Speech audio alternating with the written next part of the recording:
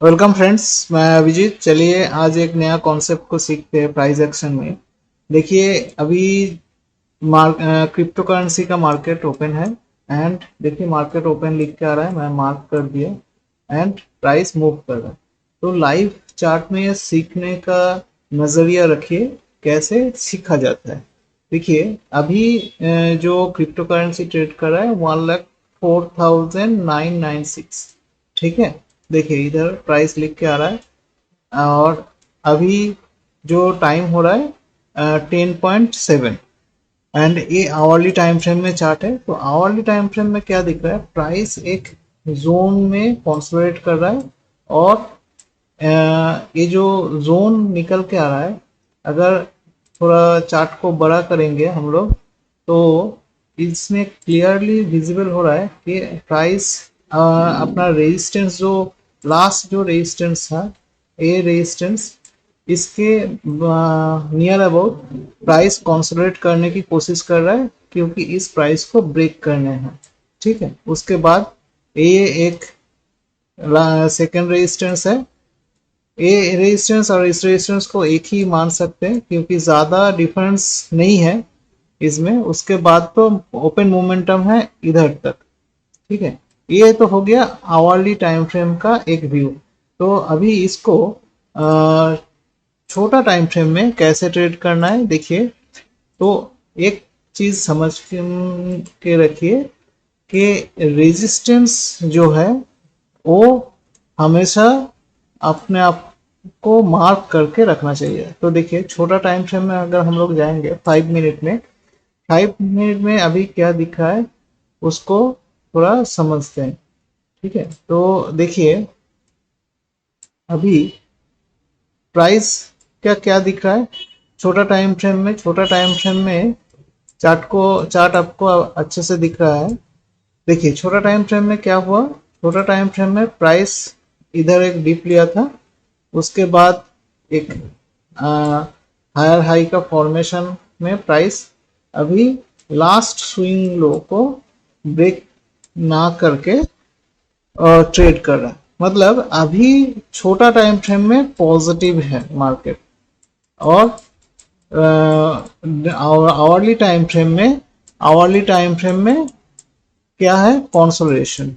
ठीक है, कंसोलिडेशन वो भी क्या है, रेजिस्टेंस के सामने नियर अबाउट। ठीक है, तो अभी क्या है, अभी अगर प्राइस ये 5 मिनट का टाइम फ्रेम है, ये अगर ब्रेक हो जाएगा तो उस टाइम पे आप एक ट्रेड तो ले सकते हैं क्योंकि ये रेजिस्टेंस जोन है। तो उस टाइम पे आपको ट्रेड जब अगर ये लेना है तो देखिए इस जो जोन है ये है 1,05,055 एंड आपको 200 पॉइंट से पहले, मतलब 1,05,185 इधर तक तो एक बड़ा रेजिस्टेंस है जो अभी भी अनटेस्टेड है। ठीक है, मतलब इधर से जब प्राइस गिरा था, इधर से जब प्राइस गिरा था उसके बाद एक बार भी प्राइस इसको हिट नहीं किया। मतलब इधर से एक तो रिवर्सल होगा ये कॉन्फर्म है।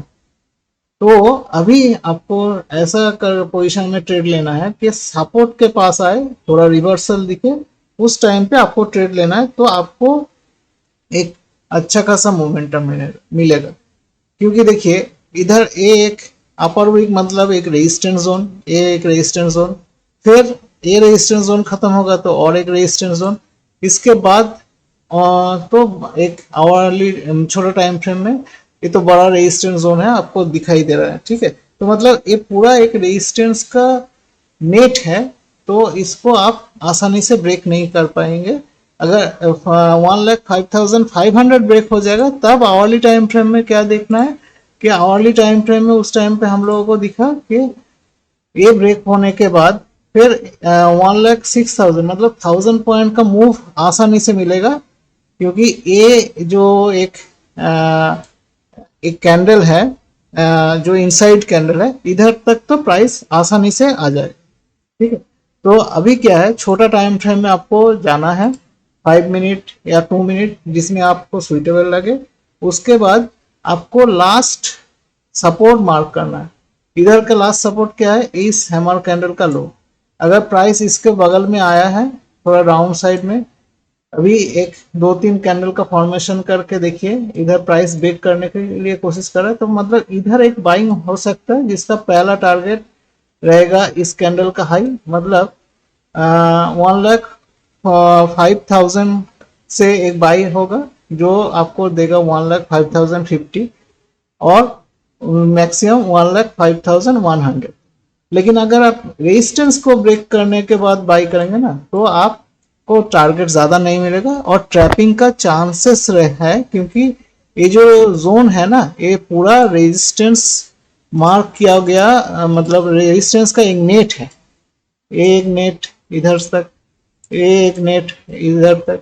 तो जब भी ऐसा कोई सिनेरियो दिखे कि ट्रेंडिंग ना है, आवरली टाइम फ्रेम में कंसोलेशन, छोटा टाइम फ्रेम में पॉजिटिविटी, मतलब उस टाइम पे आपको सिर्फ सपोर्ट के पास आने के बाद प्राइस अगर रिवर्सल दिखे तो उधर से छोटा सा स्टॉप लॉस डाल के आप बाई कर सकते। अदरवाइज आप रेजिस्टेंस ब्रेक होने के बाद अगर बाई करेंगे तो हायर टाइम फ्रेम में जब जो रेजिस्टेंस है उसको ब्रेक होने के बाद बाई करना सबसे सेफ रहेगा। ठीक है, तो गाइज ऐसे करके आपको डेली एनालिसिस करना चाहिए चार्ट के ऊपर, तो ही आपको अच्छा एक प्रॉफिटेबल ट्रेड मिलेगा। और एक चीज है, जो आपका इस पोजीशन में सही लगे, ठीक है, सही लगे मतलब आपको एक चीज क्लैरिफाई कर देता हूँ। देखिए, ये तो जब ये प्राइस क्या कर रहा था, एक हाई लगाया फिर एक कंसोलिडेशन किया, ठीक है, तो प्राइस इस जोन को ब्रेक नहीं किया, ठीक है, इधर आके प्राइस छोटा होने लगा, वॉल्यूम भी डिप हो गया, तो उस टाइम पे आप एक बाई करेंगे, क्योंकि देखिए इधर से इधर तक स्टॉप लॉस जो है छोटा है, लेकिन इधर से मोमेंटम आपको कितना बड़ा मिले। फिर उसके बाद प्राइस एक डिप लिया, फिर प्राइस ऊपर चल के गया, तो आपको मालूम हो गया कि ये एक सपोर्ट जोन है जो लोअर लेवल से हमेशा रिजेक्शन दे रहा है, ठीक है, और ये भी एक सपोर्ट जोन है। लास्ट जब भी कोई रेजिस्टेंस ब्रेक होता है तो वो सपोर्ट बन जाता है, और जब भी कोई सपोर्ट ब्रेक होता है तो रेजिस्टेंस बन जाता है। देखिए फिर से सपोर्ट जोन के पास आया, एक हैमर कैंडल बना है, तो आपको पता चल गया ना, इधर तो बायर स्ट्रांग है, तो इधर आप बाई कर सकते हैं, स्टॉप लॉस छोटा सा और आपको टारगेट बड़ा मिलेगा। ठीक है, तो ऐसे करके ट्रेड एनालिसिस करना होता है। तो आपको लाइव चार्ट अभी दिखा दिया। तो फिलहाल अभी जो कंडीशंस है, अभी आप एक छोटा सा स्टॉप लॉस डाल के इधर बाई कर सकते हैं, लेकिन फिलहाल प्राइस तो मूव कर चुका है, अभी वेट कीजिए। अभी अगर पोजीशन बनेगा ऐसे करके तो आप उस जो सिनेरियो है उस हिसाब से ट्रेड लेंगे, लेकिन एग्रेसिव ट्रेडिंग मत लीजिए। ठीक है, तो गाइस ये रहा चार्ट एनालिसिस, कैसे इन बेसिक्स आपको स्क्रीन खोलने के बाद, चार्ट देखने के बाद कैसे ट्रेडिंग का प्लानिंग करना चाहिए, ये है चार्ट एनालिसिस। अगर इसमें कुछ डाउट आपको है, कुछ क्वेरीज है, तो आप कमेंट्स बॉक्स में कमेंट कर सकते हैं। एंड ये अगर वीडियो आपको अच्छा लगे थोड़ा लाइक शेयर एंड कमेंट्स कर दीजिएगा। एंड और एक चीज़ है, ये पूरा वीडियो एजुकेशन पर्पस के लिए है, कुछ भी ट्रेड लेने से पहले खुद से एनालिसिस कर लीजिएगा एंड आपका जो फिनेंशियल एडवाइजर है उनके साथ डिस्कस करने के बाद ही कुछ ट्रेड लीजिए।